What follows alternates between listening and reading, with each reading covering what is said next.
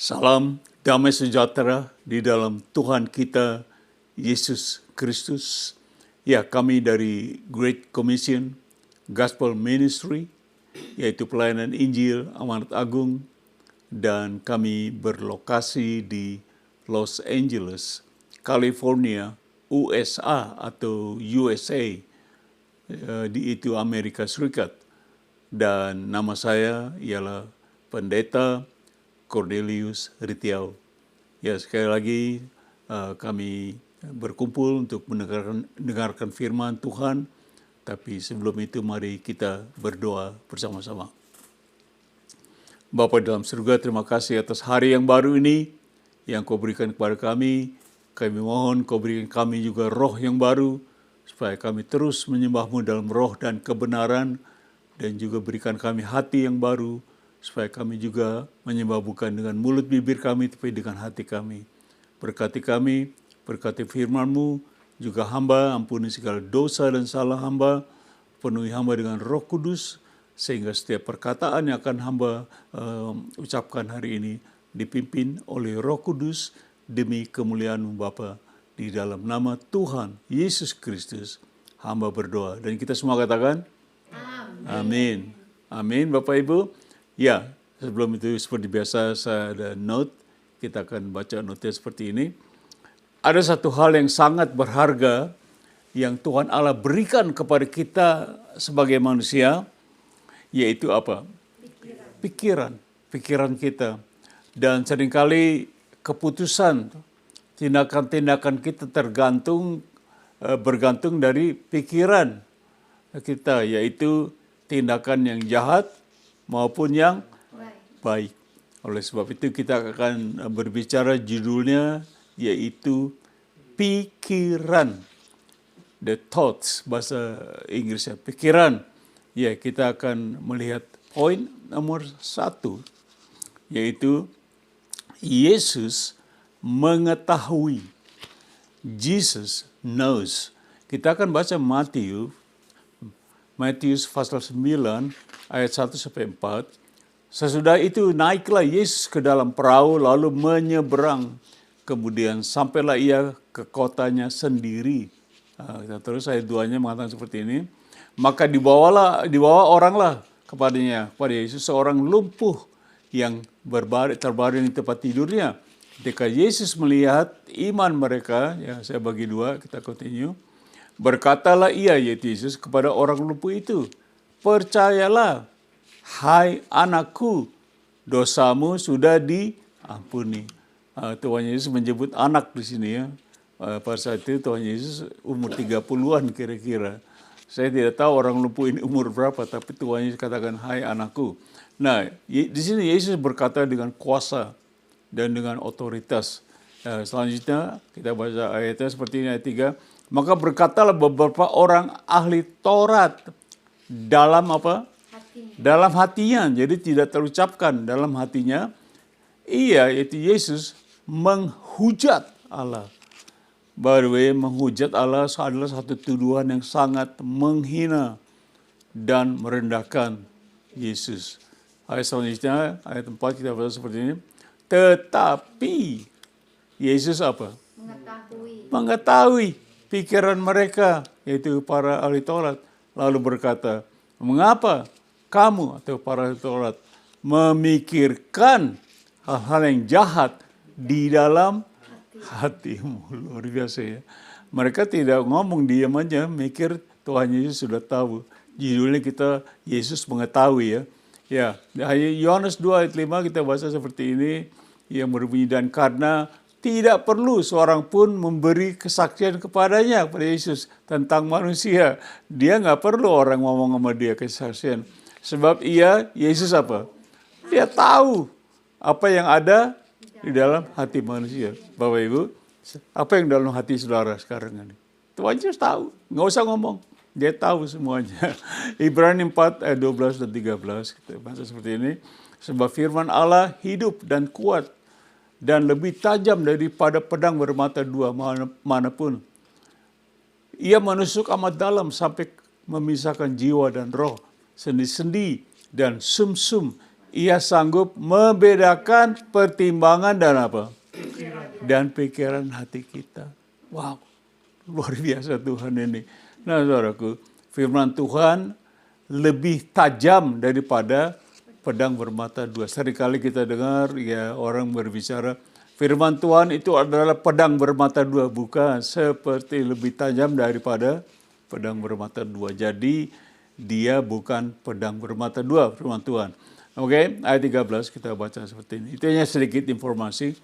Dan tidak ada suatu makhluk pun yang tersembunyi di hadapannya, di hadapan Allah, sebab segala sesuatu telanjang dan apa? Terbuka di depan mata Dia, kata Allah, yang kepadanya kita harus memberikan pertanggungan jawab. Notanya saya taruh seperti ini, saudaraku. Alkitab mengajar bahwa Tuhan Yesus sangat mengetahui pikiran kita.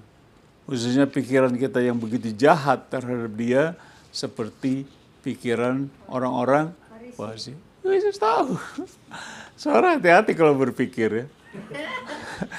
Ya baru Tuhan Yesus sudah tahu.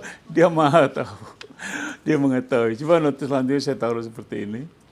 Janganlah kita pernah lupa bahwa Allah lah yang menciptakan kita manusia. Allah adalah penjuna dan kita adalah apa? Tanah liat. Dan Tuhan Allah maha kuasa dan maha tahu. Bahasa Inggris omniscience, dia tahu semuanya.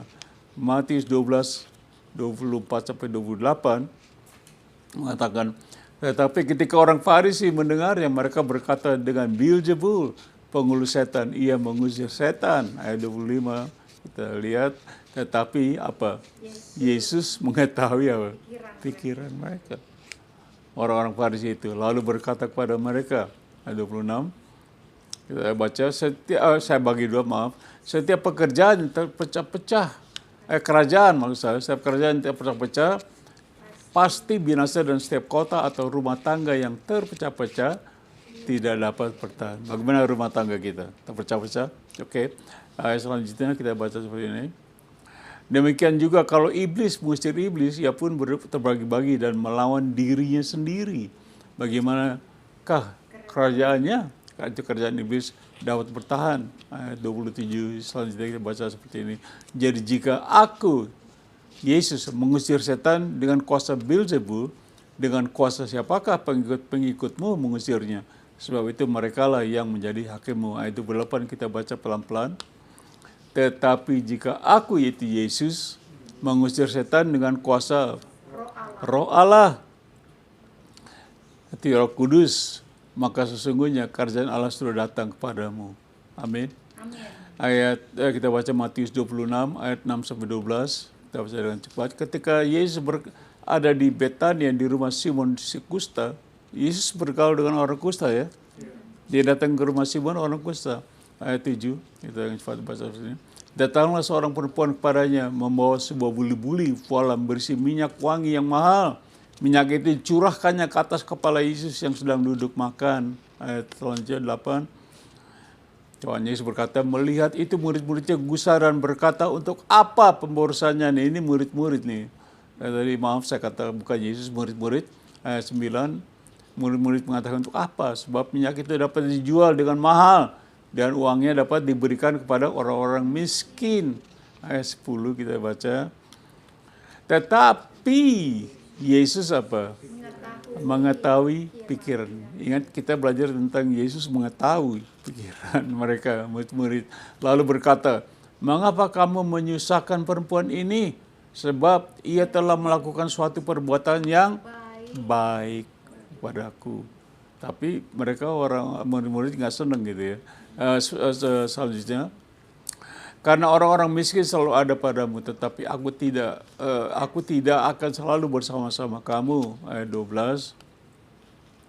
Sebab dengan mencurahkan minyak, nah di sini bukan minyak urapan, Bapak Ibu. Ini minyak untuk menggosok tubuh dan kaki. Bukan minyak urapan, itu ke tubuhku ia membuat suatu apa? Persiapan untuk penguburanku. Ya seringkali saya dengar orang mengatakan ini minyak urapan. Bukan, ini untuk menyiapkan penguburan Yesus. Minyak urapan nggak disiapkan orang dikubur dong. Tapi untuk kuasa gitulah. Jadi kita lihat notnya saudaraku. Mengatakan seperti ini. Di dalam pembacaan Alkitab di atas berkali-kali kita diajarkan bahwa Yesus Kristus Maha tahu. Dan Dia sanggup untuk mengetahui pikiran kita yang ada di dalam hati kita sekalipun. Dia tahu. Note selanjutnya saya taruh seperti ini. Oleh sebab itu marilah sebagai orang Kristen kita selalu memikirkan hal-hal yang baik. Khususnya terhadap Yesus Kristus. Bapak, saudara, bapak, jangan sampai hati kita menghina Tuhan Yesus.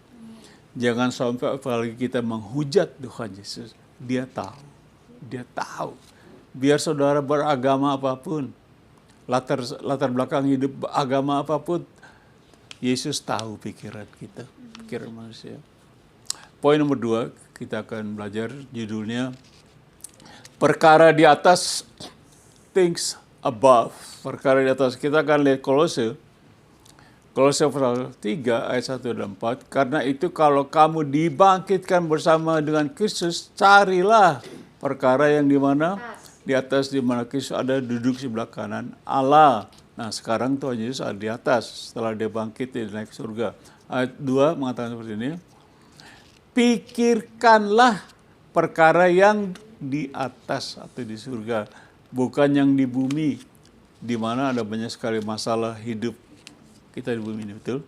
Mikirin tiap hari apa? Aduh, susah, pikirkan perkara yang di atas. Di mana Tuhan Yesus ada. Ayat 3 mengatakan seperti ini, Bapak Ibu. Sebab kamu telah mati, katakan telah mati dan hidupmu tersembunyi bersama dengan Kristus di dalam Allah. Mati di sini yaitu mati hidup daging lama ya. Kita hidup dengan yang tubuh hidup roh yang baru yang diberikan kepada kita. Lahir baru lah gitu. Ayat 4 kita seperti ini. Apabila Kristus yang adalah hidup kita menyatakan diri kelak, kamu pun akan menyatakan diri bersama Dia, Yesus, dalam apa? Kemuliaan. Kemuliaan siapa? Allah. Jadi kita sekarang tidak bisa mengambil kemuliaan Allah. Nanti Tuhan Yesus datang, kita masuk dalam kemuliaannya bersama Yesus. Karena kemuliaan hanya kepada Yesus, kepada Allah. Notice taruh seperti ini.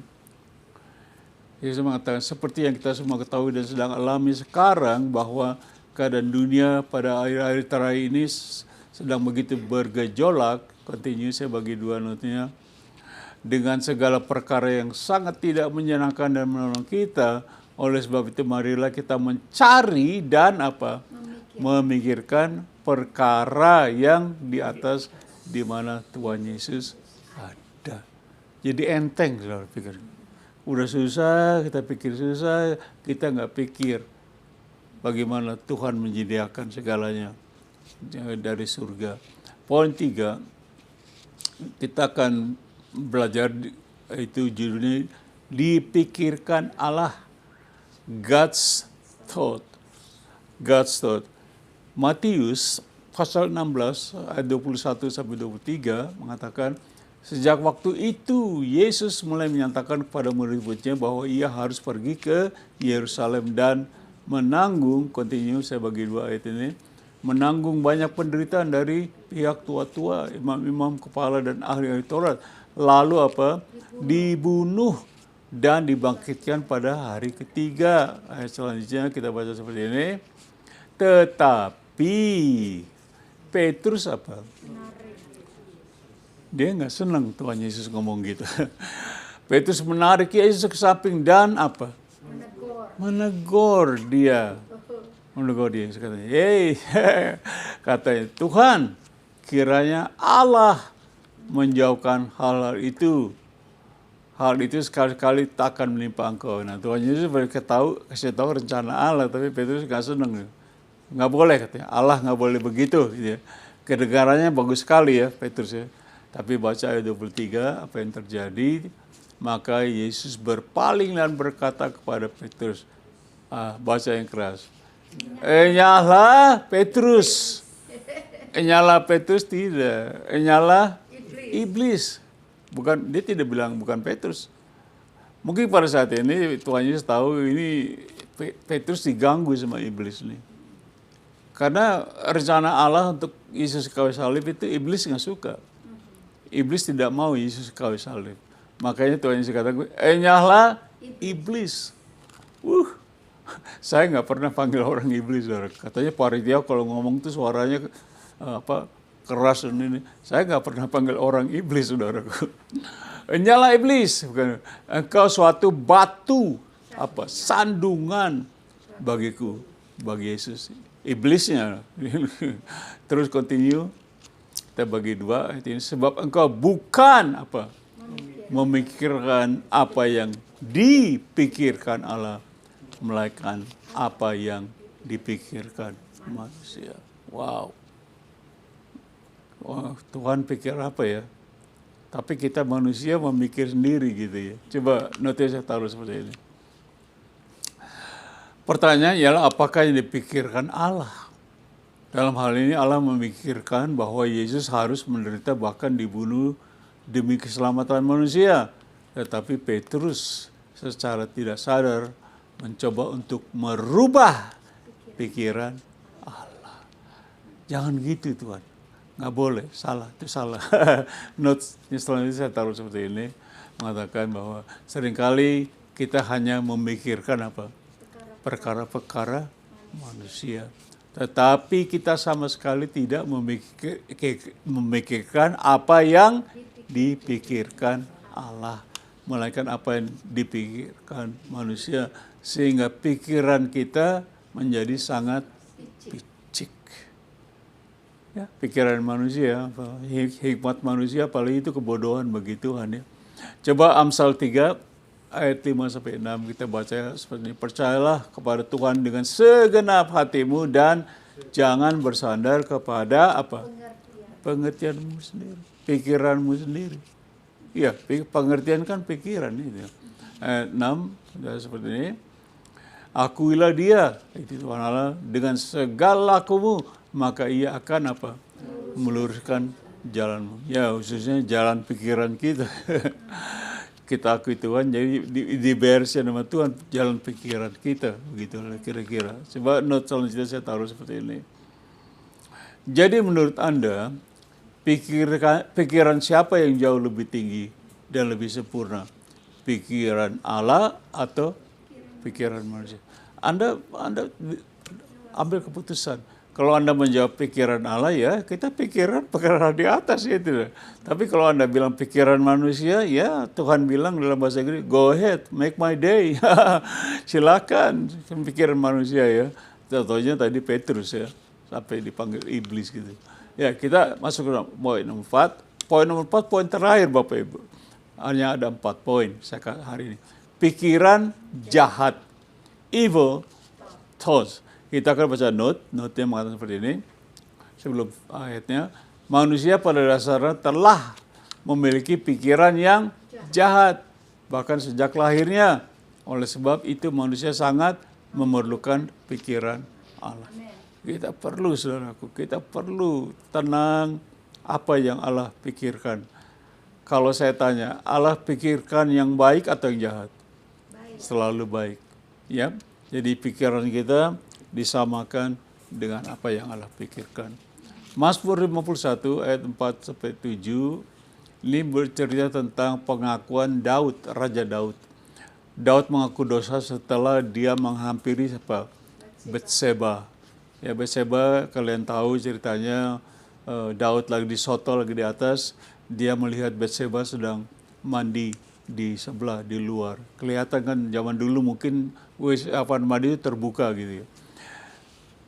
Daud berkata, kasihanilah aku ya Allah menurut kasih setiamu, hapuskanlah pelanggaranku menurut rahmatmu yang besar. Ayat 4 mengatakan, bersihkanlah aku, Daud, seluruhnya dari kesalahanku dan tahirkanlah aku dari dosaku. Dosanya Daud. Ayat 5 mengatakan seperti ini. Sebab aku, itu Daud, sendiri sadar akan pelanggaranku. Aku senantiasa bergumul dengan apa? Dosaku. Oke, lanjut. Terhadap Allah, terhadap engkau sajalah aku, itu Daud, telah berdosa dan melakukan apa yang kau anggap jahat, supaya ternyata engkau adil dalam putusanmu, bersih dalam penghukumanmu. Ayat 7 kita baca, perhatikan baik-baik. Sesungguhnya dalam kesalahan aku, Daud, diperanakan. Dalam dosa aku dikandung ibuku. Nah, ini pengakuan Daud setelah dia jatuh dalam dosa dengan Batseba. Daud telah berdosa sejak di kandungan ibunya, dia ngaku. Dari kandungan ibuku memang aku sudah berdosa. Aku diperanakan juga aku penuh dengan dosa. Tapi ada orang mengatakan dari kandungan ibuku aku sudah dipilih Tuhan. Coba dipilih bagaimana saudaraku, kita semua lahir dengan dosa. Matius 15 ayat 19 mengatakan seperti ini. Karena dari hati timbul apa? Segala. Katakan segala dulu dong. Segala pikiran jahat, pembunuhan, perzinahan, seperti Daud tadi, percabulan, pencurian, sumpah palsu, dan hujat. Itu udah hati manusia. Kira-kira baik nggak semua hati manusia? Makanya Tuhan Yesus datang, dia bisa baca pikiran hati kita. Serem nggak Tuhan Yesus? Aduh, geleng kepala kali. Kamu mau sombong, saya tahu kok. Saya tahu hati kamu, saya tahu. Dari hati kamu tuh jahat semua, dia tahu Tuhan Yesus. Makanya dia datang untuk menghapus dosa kita. Amin. Nanti saya taruh seperti ini, saya selesai Bapak Ibu. Sepanjang pengetahuan saya, tidak ada sekolah dari SD sampai universitas yang mengajarkan orang untuk memiliki apa? Pikiran jahat. Nggak ada sekolah ya.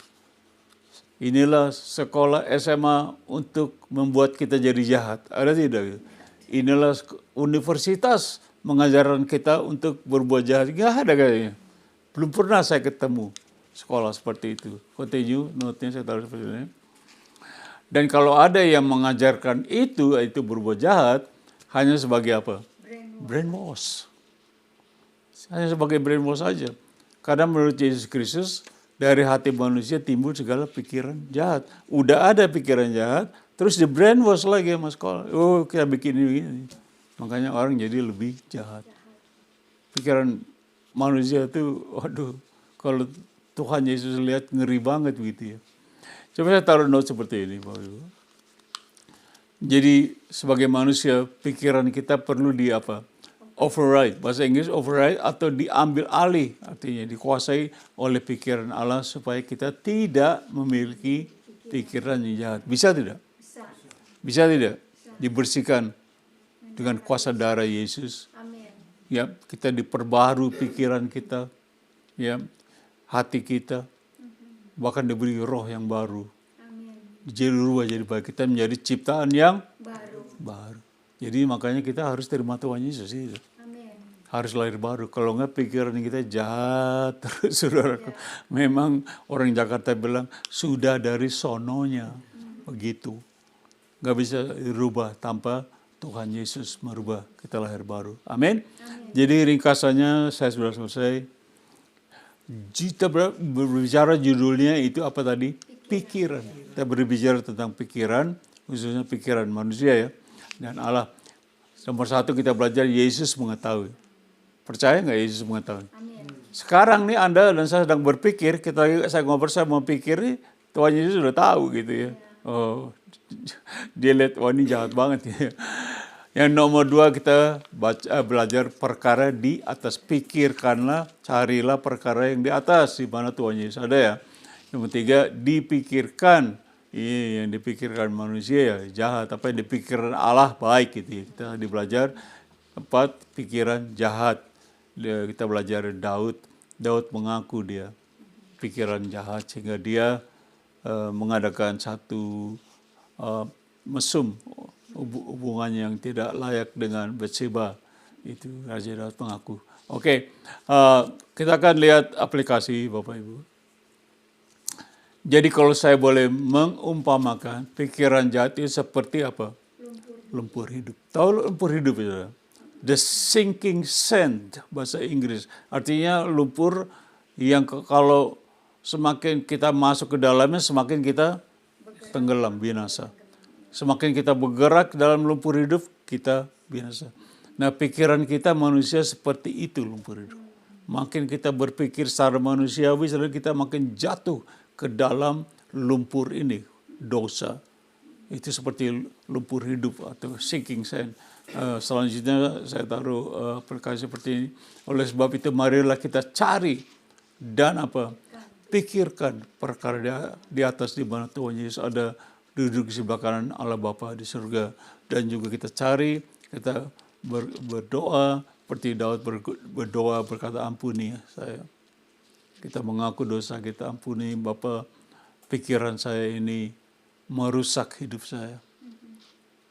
Saya ingin mempunyai pikiran Kristus. Bisa nggak, saudara? Bisa. Mendapat pikiran yang diberikan oleh Tuhan Yesus. Pikiran yang baik, yang murni, yang juga kita tidak seperti ada lumpur hidup dalam pikiran kita. Makin kita pikirin jahat, kita makin tenggelam ke dalam kebinasaan. Lumpur hidup. Bagaimana Bapak Ibu? Saudara-saudara, mari kita berpikir yang baik. Ya, kita taruh kata terakhir. Saya taruh seperti ini. Pikirkan perkara di atas, jangan di bumi. Selalu saudara, pikirkan perkara di atas, jangan di bumi.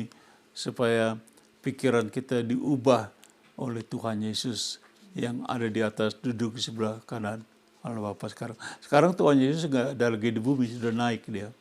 Sekarang Roh Kudus yang membantu gereja ya.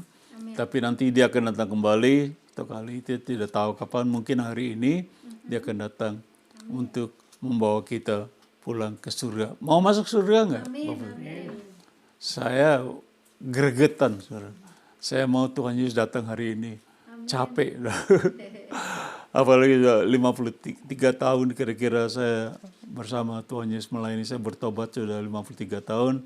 Dengan istri kami melayani kemana-mana. Dengan tim kami, Great Commission, Gospel Ministry. Kami sering melayani orang-orang di luar. Baik orang-orang pemulung, orang miskin, orang tukang minta-minta. Ya, boleh kata gembel-gembel. Maupun orang-orang dokter-dokter, segala macam orang lah. Bahwa konsul jenderal pun kita layani dengan Injil. Amin. Itulah kami, namanya Great Commission, Gospel Ministry, artinya pelayanan Injil, amanat agung. Jadi karena apa? Karena kami belajar selalu memikirkan apa yang Tuhan pikirkan. Tuhan mau nggak kita berbuat ini? Kalau kita mau berbuat jahat, kita berpikir apakah Tuhan mau saya berpikir yang jahat. Karena dia tahu, dia maha tahu. Amin, saudaraku. Amin. Mungkin Anda berpikir, waduh Pak Ritio, pikiran saya kadang-kadang kacau. Penuh dengan segala macam kemanusiaan. Bagaimana Pak Ritio? Ya, kita akan berdoa. Mungkin Anda belum pernah menerima Tuhan Yesus sebagai Tuhan dan Juru Selamat, sehingga dia bisa bereskan. Masuk dalam hati Anda diwakili Roh Kudus. Saya lakukan itu 53 tahun yang lalu, merubah semua pikiran. Walaupun kita kadang-kadang sebagai manusia ya, tapi Tuhan tolong. Saya akan berdoa, saudara ulangi doa saya. Doanya seperti ini, Tuhan Yesus, terima kasih atas firman-Mu tentang pikiran. Saya mengaku pikiran saya penuh dengan pikiran yang jahat, pikiran duniawi. Ampuni saya. Rubah pikiran saya menjadi pikiran yang baik sesuai dengan pikiran-Mu. Sucikan hati saya. Ampuni sekali lagi dosa dan segala kesalahan saya. Bentuk hidup saya. Bahkan pikiran saya sesuai dengan kehendak-Mu. Terima kasih Tuhan Yesus.